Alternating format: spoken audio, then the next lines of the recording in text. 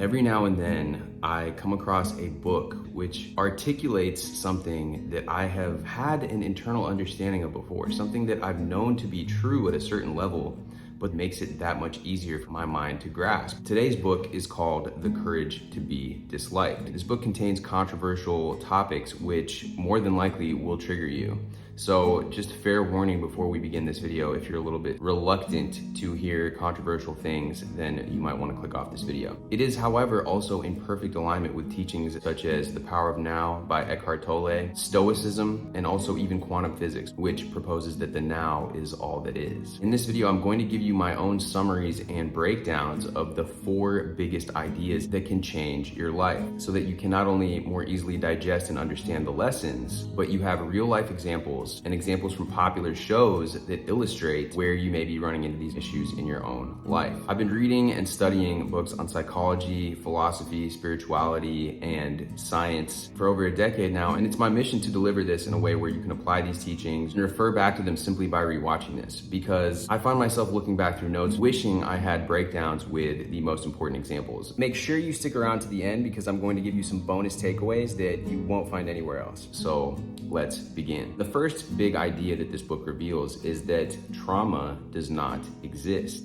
And I know, on first glance, this sounds like it could be gaslighting, not acknowledging what you've been through, belittling your situation. But what this gets to is actually trauma does not exist in the present moment. It's what has already happened, and the only thing keeping that trauma alive is actually your own ego, the sense of self, the story you keep telling yourself about yourself, which is built around it. This also has parallels with teachings of Neville Goddard, who I talk about a lot on this channel, who proposes that we are simply living in states. Our physical, mental, emotional bodies are whatever that predominant state we are living in. And whatever we are dominantly holding in our awareness and putting our attention on is what is manifesting in our life. Where attention flows, energy goes. This idea also goes hand in hand with the teachings in the Kabbalion, the 7 Hermetic principles, which state that the all, being everything in existence, is a mental projection. The first universal principle is mentalism, meaning that we are constantly creating with our minds and receiving mental energy from our environment. We are creating and receiving constantly. So really what's going on here is that by accepting that you are the creator of your reality, that you, the mental diet, the story that you keep telling yourself, is the lens through which you see reality. And only you can choose to change that story and to clean up that lens. It's not to acknowledge what has happened, but to choose how you respond to it, rather than letting it consume you. And you can see examples of this in life, in shows and stories of people who have gone through terrible things. And some of them allow that to be the reason for their own vices, the reason for their devolution and spiraling and turning into more and more habits that are not serving them. And then there are also examples of people that take these as lessons. They take them as the springboard from which to write their own story and write their own script. They don't accept that tragedy narrative and they make it a comeback story. Now in Peaky Blinders, Tommy Shelby comes back from the war, and having been a tunneler, experiencing the most terrible things in this war, he doesn't let it consume him, as other characters do on the show that end up committing suicide, giving into drugs and alcohol. Instead, he sets his vision on providing for his family. And now we're not going to get into a moral discussion about the way that he goes about doing this, but in his harsh world that he lives in, he does it the way that he knows how, the way that he understands of how to make this change. And there's even a scene in there where he says, "If I wasn't who I was, then I wouldn't be who I am," where he's shoveling shit in order to get back in touch with the why, his why of why he's doing this. So instead, he engages with the present moment rather than the constant rumination on the past. And throughout the show, we see that he operates with integrity with his own moral code and the ability to consistently turn negatives into positives, unlike the other characters who allow their emotions to get the better of them. This sort of detachment is the ability to enter into this observer mode, where that's where he finds his strength, that's where he's able to make these decisions, and that's where he's able to be an effective leader. Somebody that allows their emotions to lead them is not having this ability and that is constantly dwelling on the traumas of the past will not have that freshness in the present moment and be able to see the opportunities that also exist in moments of crisis. Now, another example is in the start of Yes Man, we see Jim Carrey lying around. He doesn't want to face life. He doesn't want to do anything because he's constantly thinking of the failures, of the rejections, of all the things in the past. And again, he's not allowing that present moment to exist with this infinite potential that is discussed in quantum physics in some of these teachings. By carrying this story around, he is not opening himself up until he goes to the seminar where Terrence convinces him that by saying yes and saying yes to life, he is truly living and being in the present moment rather than living through the past. Another example is in the show Beef. At first, both of our characters are seemingly very different, but they're both triggered so hard by things that are not going the way that they want in their lives. They are unhappy. They're both white knuckling, viewing reality like this, with this tight grip on reality and everything happening. And it isn't until they get stranded in the desert that they begin to let go and simply see each other and the present moment for what it is. It's almost as if being in a hopeless situation like that allows them to see with clarity for the first time on the show. And it's a life-changing moment for both characters. At any moment, we have a choice. And in the book, he uses the example of a girl who has a blushing problem. He says that she created the problem as a reason for not having to confess her love or ask her crush out, or take action, which could result in failure.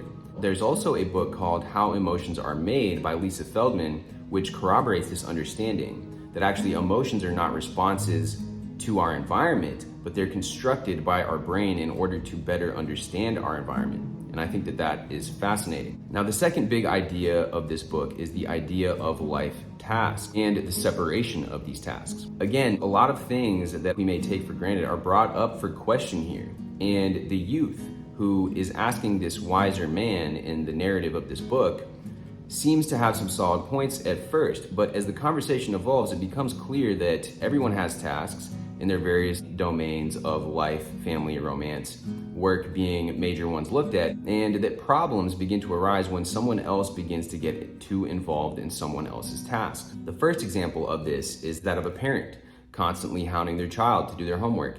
And we've all seen parents who are almost too involved in their child's schoolwork. In fact, I've heard from my parents that they would sometimes bring my musical instruments to class for me when I forgot it, but the teachers told them not to because it was my task, and that if I didn't bring what I was supposed to, that there are consequences. And that by learning them in this setting, I would actually be better served later in life by learning that lesson now. If you don't take responsibility for things as you grow up, you're in for a rude awakening. And I'm sure you've seen and know people like this. I've met college students who don't know how to do their own laundry. And that is just one example of this. But the way others respond to situations is not your task. It's their task. And he says that in the case of a child in schoolwork, you should make yourself available, tell them and offer your help, and tell them how it is in their benefit to do the work. But beyond that, it's ultimately their responsibility. So life is a process of understanding what your tasks are, performing them to the best of your ability, and then letting others do the same. This is actually quite a relief looking at life this way. And for myself, is actually very revealing about why certain situations with people rub me the wrong way, or why I don't like when someone's getting too involved unnecessarily in mine or someone else's business.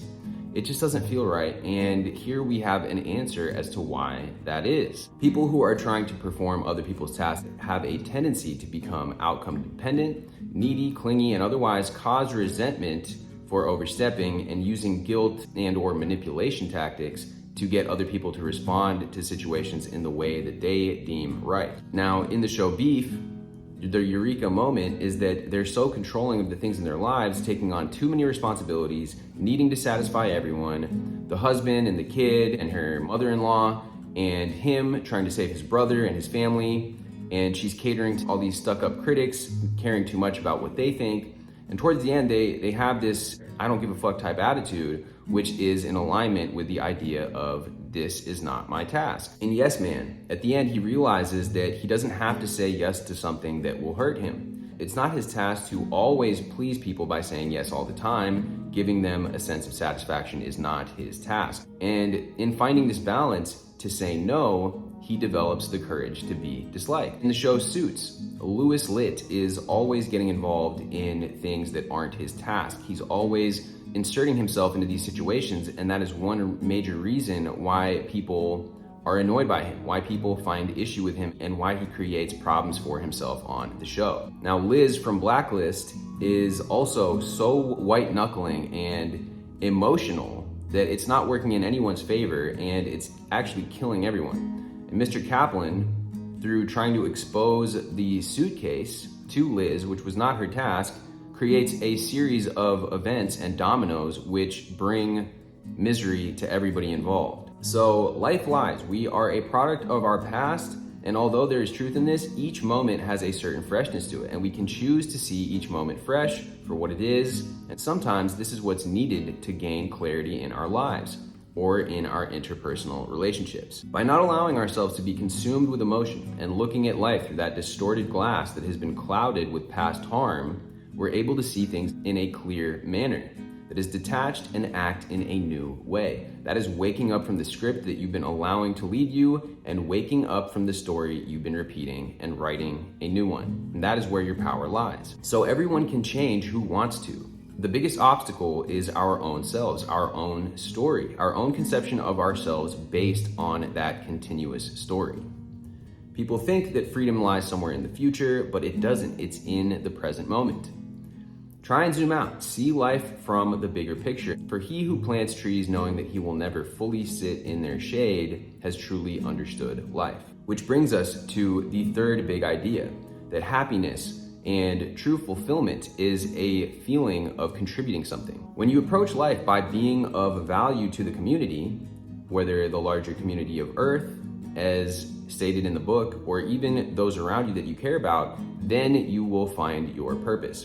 And when you're useful to other people, you come at life from a point of view of, rather than thinking, what can I get from this person, but what can I give this person? And creating win-wins for yourself and others is what brings the most fulfillment. Now on Blacklist, Raymond Reddington contributes to others rather than only focusing on his personal gain. And we see this time and time again that he is fueled by his love for Liz, but also his love for, as he develops the friendships with the people on the task force, and also the larger community of Earth, because he is taking down the cabal and all of these evil forces which are causing all kinds of problems on the planet. And there's tons of corruption within the governments, within all these different factions, and he feels and gains his fulfillment and joy from doing these things, not only for himself, but creating a win-win situation where he's benefiting others in addition to himself. Now in Yes Man, Jim Carrey gives a homeless guy a ride, he saves a guy's life from jumping off the edge of the building, he throws a bridal shower, he helps people get loans, and him contributing to these people increases the quality of his life and is fulfilling to him. And he's allowed himself to have experiences he wants without living in fear of rejection. And then eventually learning to say no, not because of fear of rejection, but because he gets to decide what he truly wants. So he learns you have to say no for you and say yes for you. There has to be a balance. And that brings us to the fourth big idea, which is freedom is the courage to be disliked. It's an intrinsic part of our nature to want to be liked. However, it is a recipe for unhappiness. By putting the recognition and opinions of others above your own, we end up living other people's lives and not our own. When you feel like you'll be judged and that stops you, then you're not living to your potential. Separate your tasks. It's your task to do what you know to be the best thing to do and be the best self you can be, and how other people receive it or perceive it is their task. If one thinks too much about their tasks, then you become a slave to others' opinions. So in Yes Man, by the end of the movie, he realizes that by saying no, he might be disliked, but that he can't please everyone. And in Beef, both protagonists are exhausted because they're constantly trying to perform other tasks. She is valuing the art critics' opinions more than her own, valuing everyone's validation and approval more than her own, and she's even decorated her house in a way that she herself hates. She's always constantly putting on an act because she does not have the courage to be disliked. And by living this way, you're setting yourself up for failure. In High School Musical, Zac Efron's dad wants him to be a basketball player, but he wants to dance. So by having integrity with yourself, whether you're looking at Tommy Shelby, Raymond Reddington, Jessica Pearson from Suits, all of these characters have the courage to be disliked and stay true to themselves in an affirmative and assertive way. One example from the workplace that we can think of is if you're in a management or a leadership position and your employees on the phone all the time, you tell them to get off their phone, that we can't have music at work anymore. It's for the overall cause. It's for the good of the business. It's for the good of everybody there. It's good for everyone's morale. It's good for you. And it's even good for the employee themselves, because they will realize that there are boundaries. You're not going to step in and start doing the dishwasher's dishes for them. You can't just let people slack off. Now, some key takeaways. So when one brings one's face too close to a book, one cannot see anything. Distance is the gateway. Forming good interpersonal relationships requires a certain degree of distance. When the distance gets too small and the people become stuck together, it becomes impossible to speak to each other. The distance must not be too great either. Parents who scold their child too much become emotionally distant, and the child feels unsafe to come to the parent. One should be ready to lend a hand when needed, but not encroach. Desire for recognition makes you unfree. Be cautious of those who want others to decide their lives, because it's easier to run along tracks that others have laid out. If one's deciding one's path oneself, it's okay to get lost sometimes and find a new path. Powerful people have some recognition of God or a higher power, a higher self. And this goes hand in hand again with the teaching of the Kabbalion, that we are all connected. There's an energy that permeates through anything, a higher energy. So B, God is a higher version of oneself. So by using the word, let's just use the word God for this example. You can call it source energy. God is a higher version of oneself. Having your own self-approval and caring about yourself rather than the I, but you care about your higher self, you care about God, because God is in you and your intuition. You become unstoppable because no man trumps God. Intervening in other people's tasks is an egocentric way of thinking. It's meddling. Freedom is being disliked. Prove you're exercising your freedom. A sign you are living in accordance with your own principles. Tommy, Harvey, and Reddington, they live by their own code and principles and excel because they're not being bogged down and enslaved by the I, the opinion of the I, the opinion of others. Caring about pleasing everyone holds the individual back. To obtain one's freedom while fulfilling the desire of recognition is accepting recognition from oneself is enough. Having a clear vision of one's higher self and knowing the action you're taking towards achieving this higher vision. Don't be afraid to be disliked. Don't live like a bad person, but don't limit your full potential because someone won't like you for it. Strong people have few friends, but they have many connections. People who are so concerned about everyone liking them typically are fake and are living a lie. Now imagine two different lives. One where everyone likes you. You do just as you're told, you keep quiet, and you avoid conflict, even if you or someone has been treated unjustly. People like you just because you're agreeable, but they don't know you. They don't know your needs or your wants. They don't know your true self. And then life number two, where certain people dislike you, but you get what you want and need to live happy, and you know who actually likes you, your true self. We're tasked not to be disliked. See, it's an impossible task anyways, because you take 10 people in a room, there will always be somebody, or 100 people. Somebody will have some reason not to like you. That's just the way that human beings are. It's like the 80-20 rule. But you might find 2 people out of that 10 that love you for you. And who are you gonna focus on? If you try living life in the first way, it's an impossible task. It's a losing battle because you can't always please everyone. Your task is not to not be disliked. It's not your task to make others like you. So much time is wasted sitting around and feeling bad for yourself, crying on the bathroom floor when action could be taken, action that will ultimately lead to happiness. If a person is constantly moving, making strides towards their goals, not caring what people think, they won't have time to feel bad or sad or sorry for themselves. Focus on the goal rather than the failures. Pivot. Assume it will work, and it will. Do not allow yourself to be consumed by what isn't working, what's too hard, the disadvantages. Realize that reality is like a simulation. You get back what you put out. The more you understand that you're in a simulation, the less you will react. When you become emotionally charged and reactive to the outer reality and circumstances and repeat that old story, that negative story, it becomes created again within you. So start redirecting your focused attention on your wish fulfilled. It will create the world you aren't reacting to. Fall asleep in love with life, that everything is working out for you perfectly, and limit time between idea and action. The more the intrusive mind has to intervene, the more it will cripple you. And that is how we can tie the ideas presented in this book into actionable steps. Be active by pursuing your life's vision and keeping these 4 big ideas in mind.